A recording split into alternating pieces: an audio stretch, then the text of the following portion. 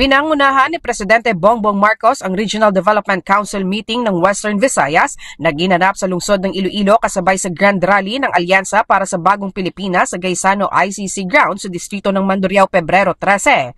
Ang RDC6 meeting ang ginanap naman sa Casa Real de Iloilo o ang Old Iloilo Provincial Capital kung saan dinaluhan ito ng iba't ibang leader mula sa ibang lugar ng Western Visayas. Samantala, ang Grand Rally ng Alyansa para sa Bagong Pilipinas ay ang pinakaunang Grand Rally na isinagawa sa Iloilo ng mga national candidates para sa 2025 midterm elections. Nag-deploy naman ang Iloilo City Police Office at Iloilo Police Provincial Office ng 781 na personnel upang masiguro na mapayapa ang pagsagawa ng nasabing event. Umabot naman sa 50,000 katao mula sa iba't ibang lugar sa Iloilo ang dumalo sa Grand Rally.